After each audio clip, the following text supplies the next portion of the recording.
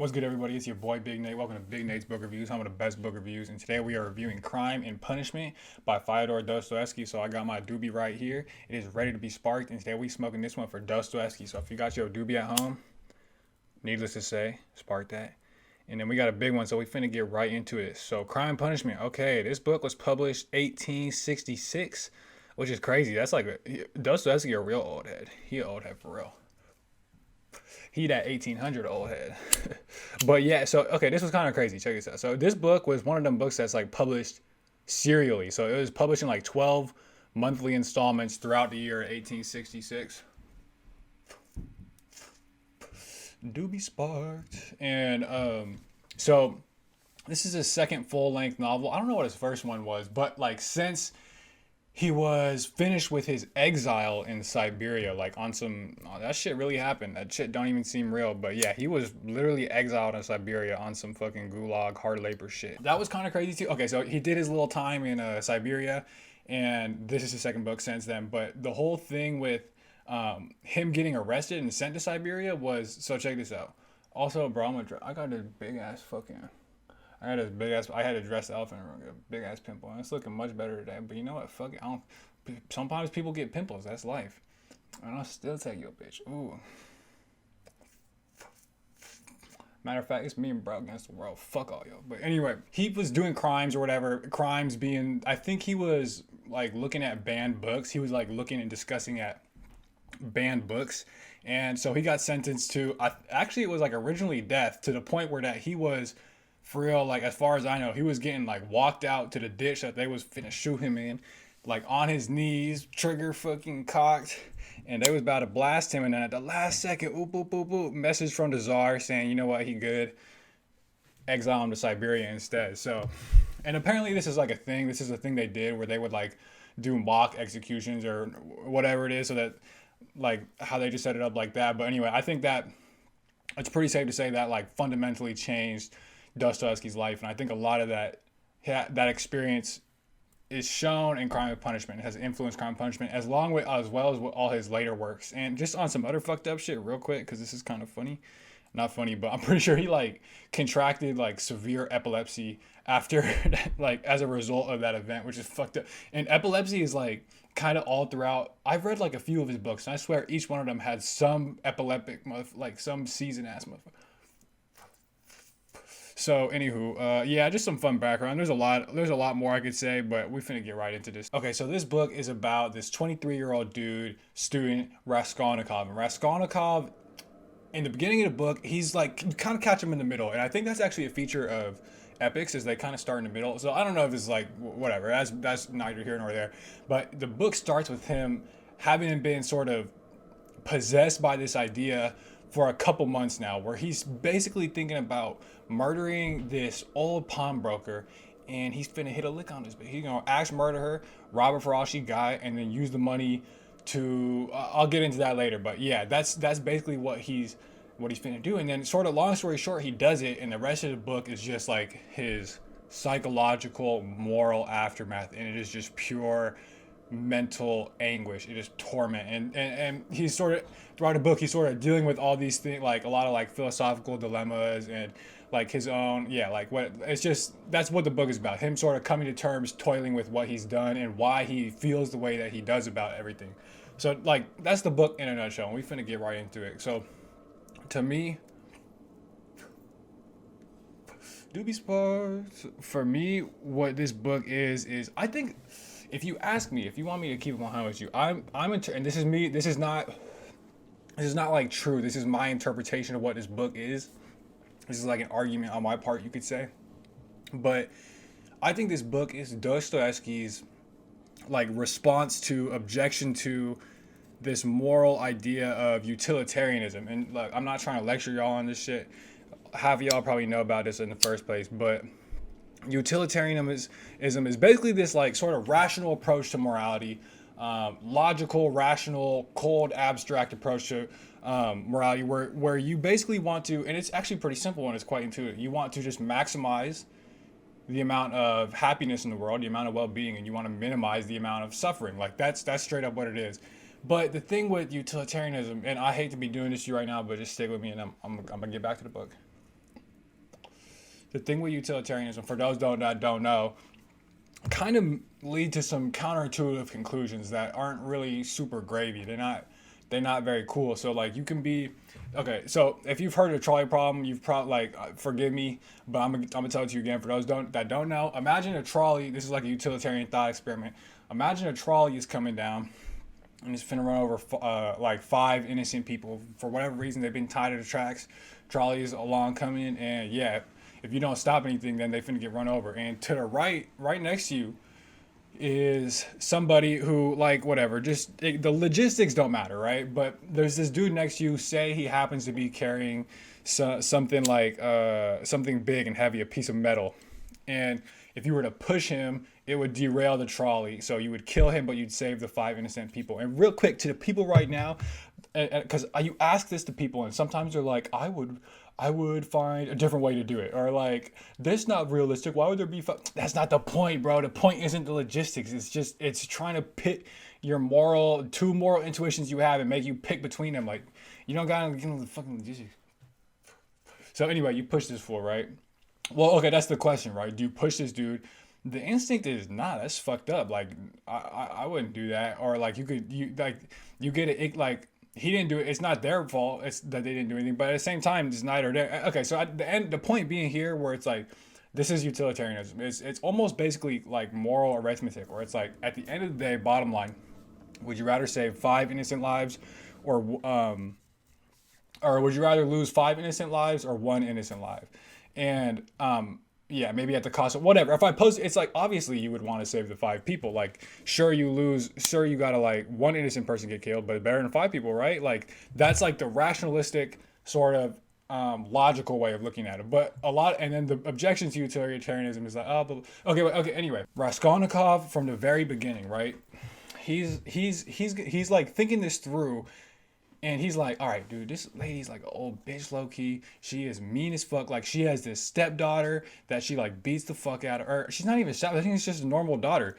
And she's a little simple, you feel me? And she like just beats the fuck out of her. She is like leeching off of poor people, taking their most valued prized possessions and stuff when like exploiting them. And I think she's like the equivalent of like a debt or something, you know, where it's just like they charge you exorbitant fee, blah, blah, blah. And she's like this cranky old lady. She's just the worst. So he's gonna kill her. He's just gonna like axe murder her. Of course, it's gotta be an axe, bro. Of course it's gotta be an axe. He's gonna kill her, take her things, and then do it to bring himself up, cause look, Raskolnikov is not in a good place financially, psychologically, anywhere. And he just gets a letter too. This happens in the beginning, but he just gets a letter from his family, mother and sister, that the sister finna do something that Raskolnikov thinks is sort of not honorable, and they're broke as fuck, and she's gonna do that because they're broke, like they're super broke and they need and he thinks she's stooping below her like what she deserves or whatever, blah blah blah blah, all that. So anyway, he's gonna take the money, lift himself up out of poverty, save his family, go back to school, support everybody, and do good deeds all along the way. And that would be a much better use of the money than just letting this old. Because when she dies, she's not even giving it to the daughter. She's like donating it to some basically useless thing. So he's thinking this through, and like he can't. This is the thing. Logically speaking, rationally speaking, he's like, I can't see why I wouldn't. In fact, he said it'd be worse to kill a beetle than to murder this old lady, because the beetle at least isn't doing harm. This old lady's actively doing harm. So he and it all makes sense. You're like, yeah, that's true. But then he keeps catching himself, right? He's like he's thinking this shit through to the point where he's actually coming up with like logistics, and he'll like catch himself. He'll like shoot up out of his seat like in shock with himself, and just sort of discuss with himself, like, did I tell you every time the notifications come on, when I'm in my zone too, when I'm in my mojo, he's catching himself thinking like, you weren't actually gonna murder that old lady, right? Like, he's like, I never once actually thought I was gonna actually do this. And then he's just going back and forth between these things, apparently for like a long time. And then basically some shit happens where, sort of in this happenstance, coincidental, like impulsive, but also you could argue fateful and determined, like little situation, he ends up murdering the old lady. And he takes the things, and then, like I said, the rest of the book is just the aftermath. And Raskolnikov, even though he kind of can't place why, although he is just he is just, I swear, like the word for it is anguish. Like that is what this entire book basically feels like. He just is, ooh, he is bugging, he is down bad, he is tweaking in his brain, bro. And he's going between fever, and he's not sleeping for like 2 days, and then he's walking for like 7 hours straight, gets tired. Oh, there's a bush right here, I'm gonna sleep in that. Boom. Like just imagining things, like literally hallucinate. Like he is mad, bro. He is mad. And yeah, so that's sort of what, and then sort of propelling the plot forward, because that's like kind of happening through everything. But then this book is very much like a crime, I don't know about thriller, but like sort of drama. And there's definitely like a lot of really interesting, like cool, engaging plot points happening that are pushing the story forward. Like there are some really good scenes with like him and like these police officers or whatever, because they're actively invested. Like it's like this brutal murder. Everyone is talking about it, and he's talking to police officers, and like kind of throughout the book, there's just like this element of like, I'm telling you, he's going insane, like literally. So he's like, I'm gonna tell him, bro. Wouldn't it be goofy if I told them, like shit like that? And he's like letting shit slip, like, oh, there's this one part. I'm sorry, this is not really a spoiler. There's one part where he's like, if I were the murderer, I would, and he lays it all out. And then like, okay, I can't help myself, I'm gonna tell you this one, because he got money. Like, okay, long story short, he has money, and then he's like paying. He's like, where did I get this money? Wasn't I broke like 2 weeks ago? Another notification, but we ain't stressing. So there are some tense scenes, and it's like, especially at the end, it's like you don't know who knows what, and but they have to know. But do they, like, you know, like that? Like it's really good. But anyway, okay, what was I talking about? Yeah, basically, I think the fact that Raskolnikov sort of reacts this way is Dostoevsky's sort of objection. They just keep coming, don't they? They just keep coming. It's his objection to this idea of utilitarianism, where he's saying Raskolnikov sort of thinks one way, he's convinced one way, but then he reacts a different way. And if that's sort of isn't that what would be important about morality? It should be in accordance with how you think and how you feel, and especially of how you act. And then that brings it back to like, yeah, I think, yeah, sure, you should save the 5 people over to 1 person. But at the end of the day, like, I'm talking seriously, imagine yourself doing that. Imagine yourself there actually pushing the person off the bridge to get run over by a trolley, derailing, but to save those. Like, that's the thing. The moral theory should be in accordance with like your conscience. And with Raskolnikov, it is clearly, very clearly not. So I think that to me is what this book is. Sort of thematically, philosophically, and Dostoevsky is a philosopher. That's why I'm kind of looking at it like this too, because one of the first times I encountered Dostoevsky, like just in my life, was as a philosopher, as an existential philosopher. He wrote the first basically seminal classic text of existential philosophy ever, the Notes from Underground. So, ooh, that's some gas. But that's why I'm reading Crime and Punishment this way. I've read Brothers Karamazov, it's like that. I've read The Idiot, it's like that. So that's part and parcel of Dostoevsky, is there's going to be some philosophy in that literature. And I wouldn't have it any other way. But okay, real quick, I want to talk about this story, just super quick, like the mechanics of the actual story.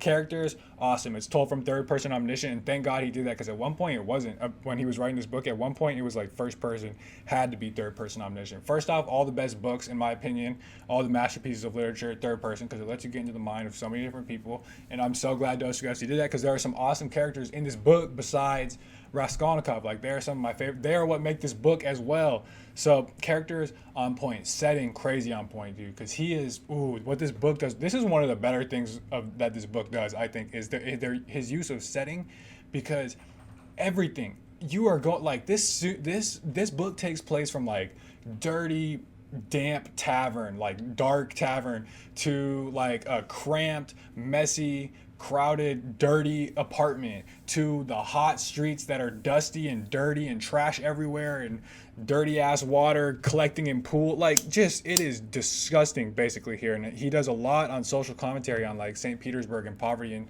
shit like that. Oh yeah, and then he goes to the police office and it's like claustrophobic and it's hot, and there's all these, it's just, the setting does a good job of making you feel tense as well on top. And that's not even to like, that alone would do it, not to mention what's actually going on in his mental, bro. So he does that really well. Plot is really good. Like I said, there's some like, it's like a page, at times it is a page turner. And yeah, I don't know. Basically, at the end of the day, everything that could be done and good in the story, Dostoevsky does here.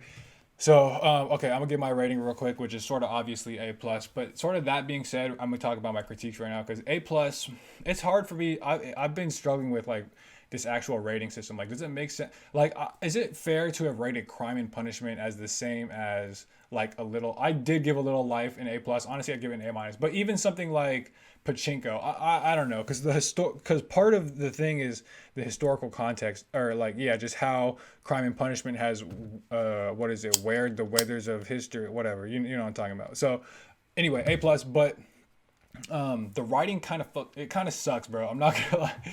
Like, it's long and overscriptive and big words and big sentences. Like, I think it was Hemingway said something like, how can Dostoevsky be so bad at writing but like so good? And I'm not saying I'm like better or anything, but and I think, okay, but I do think, that being said, look, because this is a sort of a revelation I had. Because if you read it, he does this thing where he like describe. You walk into a room, he describes all the furniture in the room. He describes everything, all the physical details of the room. And every time he introduces a character, you get his name, you get his sort, like you get his, what he like, his physical appearance and his general characteristics and personality traits.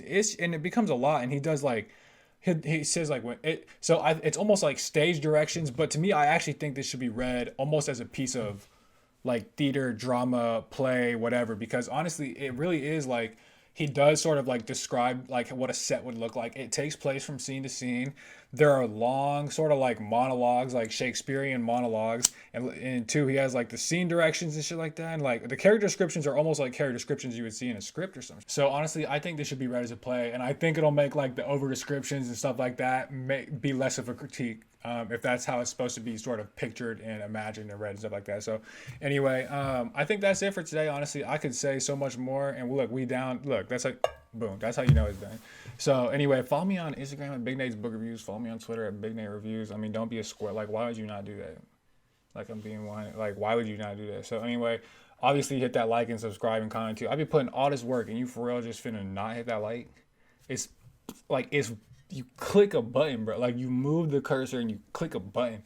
Uh, a comment is asking a little more, but I encourage you to do that. This is a popular book. I know you've probably read it or not, or maybe you want to, or maybe you got thoughts. But anyway, fuck, love y'all. Thank you for watching Big Nate's Book Reviews, home of the best book reviews.